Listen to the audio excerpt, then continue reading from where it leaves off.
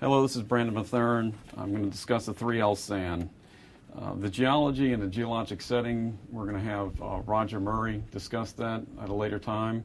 But for right now, I will give a brief introduction to geology. The 3L sand is a stratigraphic system. It's a very low relief sand. It covers a very large area. The difference in subsea tops between the B2, B3, B4, number 2, and D1 wells, about 10 feet. It's very high in permeability and very high in porosity. Production history from the sand has been about 40 BCF has been produced. It is a pure pressure depletion reservoir, and presently the bottom hole pressure is approximately 200 to 250 pounds. The B4 well is presently producing.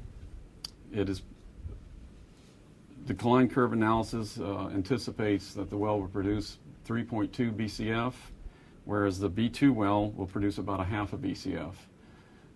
The reservoir is in need of an additional well to accelerate production. Otherwise, the life of the wells will be so long that the operating life of the field will be terminated by the time it will reach its cumulative production of about 50 BCF.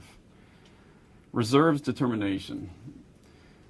Since it is a pure pressure depletion type reservoir, we use the conventional material balance, P over Z versus Q. We get a very textbook example as far as how we determine the reserves. It's a straight line, P over Z.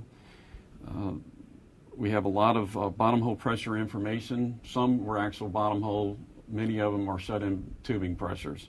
The P over Z gives an additional 10 BCF of reserves, of which 3.7 BCF is going to be captured by the B2 and B4 wells. The additional well or take points will recapture the other 6.3 BCF.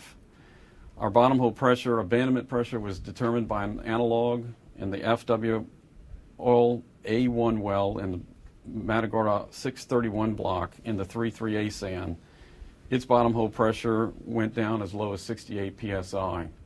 That is our analog, and that's the number we use as far as the abandonment pressure to figure reserves.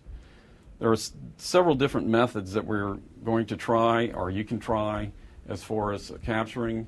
One method was to drill a horizontal well in the 3L sand, which would capture the additional 6, 6, and 6.5, and also accelerate other production from the B2 and B4 well.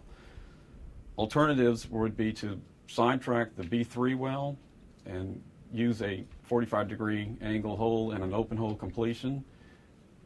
In addition, you could work over the D1 well either by a through tubing gravel pack or by a method that uses chemical non-resin sand control method. It'll be an either or, a D1 with the B3 sidetrack or a horizontal is the method that we're going to use to capture the remaining reserves.